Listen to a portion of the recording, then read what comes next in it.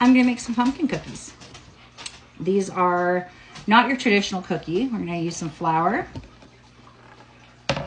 These are more like a muffin top almost. We're gonna add some spices, some pumpkin spice, cinnamon, and ginger. We're gonna add some salt, some baking powder, baking soda, and we're gonna give that a whisk.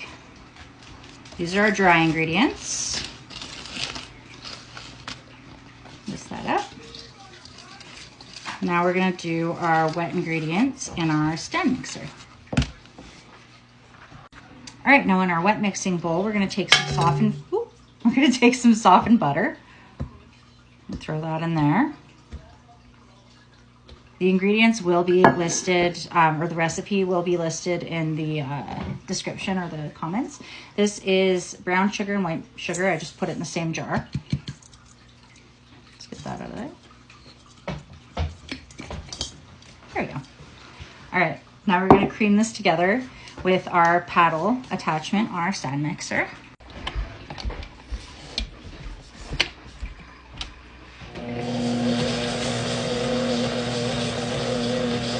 All right, our sugars are creamed together nicely, so we're gonna add in 3 eggs. Give that a quick mix. While that's mixing, we're gonna add a little bit of vanilla. I'd say that's enough. Oh, focus, there we go. And we're gonna add a little bit of milk, about 4 tablespoons. All right, that looks perfect. Now we're gonna go ahead and add our pumpkin puree. I'm gonna give that a mix.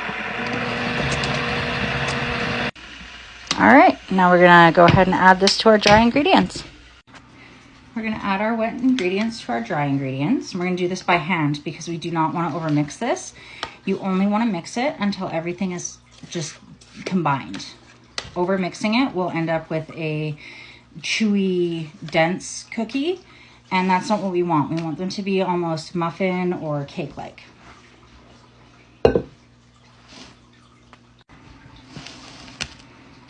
Be careful you don't get flour everywhere at this stage. It's not going to be a thick dough that you can roll kind of like a chocolate chip cookie. It's going to be more like a thick cake batter. I'll finish mixing this and I'll see you guys when it's done. All right, this is what our cake batter should look like, or our cookie dough should look like. All right, we're gonna grab some cookie sheets and line them with some parchment paper. All right, now we're gonna take a nice little scoop and we're just gonna put it on our cookie sheet. They are going to spread, so we are going to space them about 2 inches apart, 1.5 inches apart. And then they're gonna go into a 350 oven for about 14 minutes. So I'm gonna finish these up and we'll see you when they're ready to go in the oven. All right, I've got all my cookies ready to go in the oven. All right, goodbye. And here is the final product. They're absolutely delicious.